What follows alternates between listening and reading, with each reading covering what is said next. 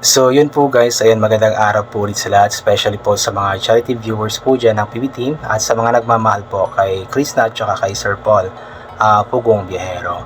So another topic po yung pag-uusapan po natin. So ang topic po natin ngayon is mula po sa vlog ng kapatid ni Sir Paul na si OJ, na kung saan nga po is alam kong sobrang marami po ang natuwa sa ginawa nga po ni OJ or ni Lord J kasama si Junjun TV, dahil nga po ipinalaundry po nila yung mga damit ni Krista na naiwan nga po doon sa PB House. So ganito daw po yung nangyari, nag-message daw po si Krista kay Junjun, nakikisuyo po na kung pwede palaban daw po yung mga damit na naiwan nga po niya doon, kasi nga si Krista, di ba, is pansamantala po is nagbabakasyon, nagpapahinga nga po doon sa kanila, tapos may mga damit nga po siyang marumi na naiwan nga po sa PB House. So nakisuyo nga po siya kay Junjun na palaban nga po. And since si Lord J nasa bahay naman po siya, hindi siya nakasama nila Sir Paul sa mission sa bundok, kasi nga po may sariling mission din po si Lord J. That time kasi is naghahanap po sila ng double deck para sa PB House 2 na matutulugan nga po nila Melvin tsaka ni Junjun. So yun nga po, habang naghahanap po sila, so since na po occasion na nga po na mapupunta nga po sila dito sa Barangay Kalinan, dito sa amin sa sentro mismo. So yun, dinala nila yung mga labahin ni Chris Nat, tapos ipinalondre nga po nila. So nakakatuwa lamang po yung yung concern, yung malasakit nga po ni Lord J, ni Junjun para kay Chris na, kasi pwede naman silang mag-decline, di ba, kung halimbawa man, kung ayaw po talaga nila, kapag halimbawa mag-request si Chris na ganito, nakikisuyo na palaban, kung ayaw po nila Lord J, hindi naman nila gagawin yun. But then alam ko na since meron silang concern kay Chris na, mahal nila si Chris na, mahal ni OJ si Chris na bilang nakakabatang kapatid po nito, ay yan, ginawa po nila, nag-effort po sila na palaban nga po yung mga damit ni Chris na. At alam ko, para sa mga charity viewers, especially sa mga Chris fanatics, sobrang nakakatuwa po ito, sobrang nakaka-touch po ito para sa ating lahat, dahil nga po may concern po sila kay Chris na. Kahit nawala si Chris na sa PB House pansamantala at nandun ito sa kanila nagbabakasyon, nagpapahinga, ay lagi pa din pong nasa puso't isip po nila si Chris na. So yung ma-mention lamang po yung name ni Chris na sa mga vlogs po nila is alam kong sobrang tuwa na po natin. Maging sa vlog po ni Sir Paul, na-mention naman po ni Sir Paul si Chris na po doon, just like lamang po nung kay Mia, di ba? Si Mia pansamantala po na nasa PB House sila Gerald, di ba, nagbabakasyon.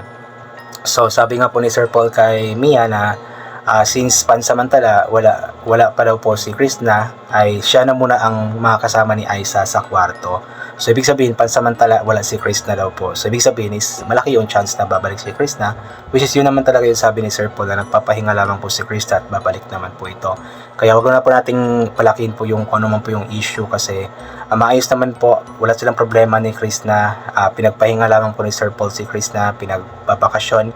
Same lamang po sa other PB team members, diba? Sila Ren Vlog, sila Mastering Ring, sila Kuya Eli, diba? Nagbabakasyon po sila. So ganun din po kay Chris na, pinagbakasyon din po, kasi although napakasaya po na naging bakasyon po nila sa Mindoro, is nakakapagod din naman po iyon. So kailangan din po nilang magpahinga. So yun po yun, kaya pray po natin na kung ano man po yung mga problema din po na iniisip or dinadanas ni Chris na ngayon sa kanyang personal life, sa kanyang family, ay malagpasan nga po sana po niya. At nakakatuwa lamang po, kasi alam ko naman hindi lang si Lord G po yung may concern, may malasakit kay Chris na. Lahat naman po sila is talagang itinuturing din po nila na kapatid si Chris na, at sila po is talagang kuyang-kuya po kay Chris na. Kaya inulit ko nga po na wag na po nating palakihin ang issue, kasi nga po okay naman po silang lahat, wala po silang problema, maayos po sila, talagang pinagbakasyon lamang po, pinagpahinga si Chris na. Ayan. So ito, babasahin po natin yung ilan po sa mga komento dito sa naging vlog nga po ni Lord J. At ito si Lord J po talaga, talagang alam niyo po yung napakabait din po ni Lord J, kung gaano po kabait si Sir Paul, ganoon din po kabait si Lord J. Talagang namana po nila yung kabaitan ng kanilang pamilya, ng kanilang mga magulang, ni Mami PB, namana po talaga nila. Silang lahat naman po magkakapatid, hindi lang si Lord J or si Sir Paul, silang lahat po na magkakapatid, silang pamilya po is mababait po talaga. Ito, babasahin po natin. Josephine Yolugo, sana bumalik na si Chris na, Kuya Onjay, na miss ko na ang kanilang banding nilang dalawa at ang sweet pa nila ni Sir Paul. Ingat po po kayo ni Junjun. So yun nga po, abangan po natin yun. Alam ko naman na babalik po talaga kasi inulit ko nga po, sabi ni Sir Paul na pansamantala pinagpahinga muna nila si Krishna, pinagbakasyon dahil nga po pagod din po, din may mga problems na need isolve na Krishna sa kanyang family. So yun po. So alam ko naman babalik yun, abangan po natin yun. Josephine, thank you Sir Onjay. At Junjun sa pag-care kay Krista, mahal namin ang Chris Pao. Sa mga basher, tumigil na kayo, hindi matitinag ang Chris Pao. Yun nga po, ang daming mga bashers, but then, mas marami po yung nagmamahal po sa Chris Pao, nagmamahal kay Chris na, kay Sir Paul. Kaya yung mga bashers dyan, ayan, alam ko naman na balang araw may himasmasan din po kayo at titigil din po kayo sa pag-comment ng mga negative against Chris na, against Chris Pao, against Sir Paul. Elsa Euro, hintay lang tayo, babalik dyan kasi binigay lang nila ano ang gusto ni Krishna, nirespeto nila kung ano ang gusto ni Krishna at positive lang tayo kasi need ni Krishna yung space. So yun, at malay natin ngayong April 14 may surprise moment, diba? Chill lang at relax lang po tayo kasi mga mabait yung mga kapatid natin sa Donut. So yun, abang-abang lang po tayo. So po nga po, malay po natin this coming April 14 may surprise, diba? Kasi alam naman po natin mahilig mag-surprise si Sir Paul. Then may mga nagsasabi din po na prank lamang po ang mga nangyayari. So hoping na sana prank nga lang po ang lahat at maging maayos po, or this coming April 14 is magkakaroon po ng surprise nga po na monthly celebration. So abangan po natin yan. Malapit na din palang mag-14. 10 na po ngayon Epi Soriano, salamat Onjay. Ang bait mo naman kayo ni Junjun kay Krista, mabait at may malasakit kayo sa kanya. Kahit wala siya dyan sa PB House at itinuring nyo pa rin siyang younger sister nyo. Thank you po. Ayan. Yun naman po talaga. Talagang ang turing naman nila kay Krishna is talagang younger sister. Kahit nawala si Krishna sa kanilang tabi, wala sa PB House, hindi kasama. Talagang younger sister po ang turing nila kay Krishna. At andyan po sila palagi para magmalasakit at mag-guide nga po kay Krishna. Ito po, Francia Bungadillo. Ayan, ang bait mo rin PB Onjet, Junjun kay Krishna. Ganda, sarap sa pakiramdam na nababanggit niyo pangalan ni Gandang Krishna. Iba talaga ang pamilya at Salona, mabababa ang loob at maunawain sa mga taong mahihirap. Oo nga po, yun po yung inulit ko nga po, sabi ko nga po kanina, na yung mabanggit lamang po yung name ni Krishna sa vlogs po nila. Alam kong sobrang natutuwa na po ang mga charity viewers, ang mga Chris Paunatics. Kasi ibig sabihin lamang po doon is talagang importante sa kanila si Krishna, mahal nila si Krishna at may care po sila kay Krishna.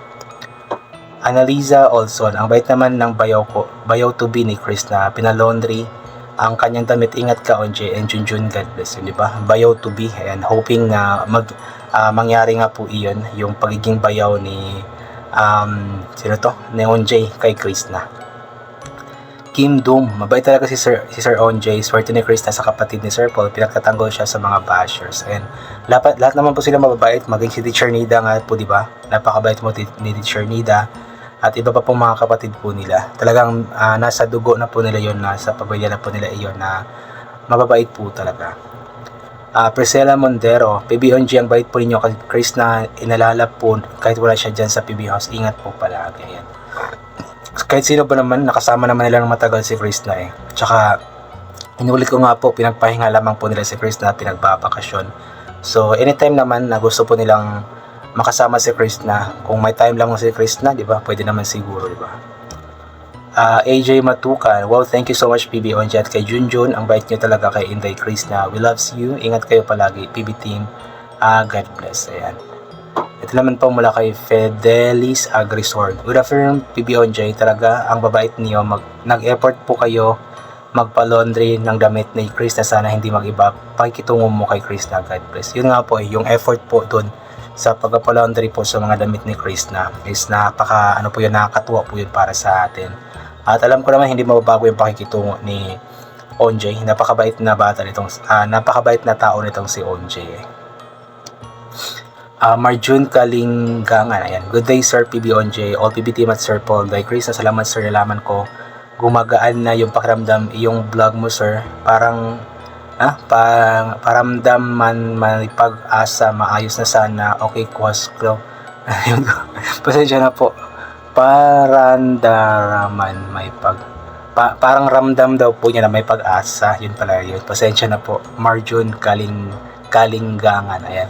So yun, I think hanggang dito na lamang po itong gagawin ko na reaction video. God bless po and bye for now po.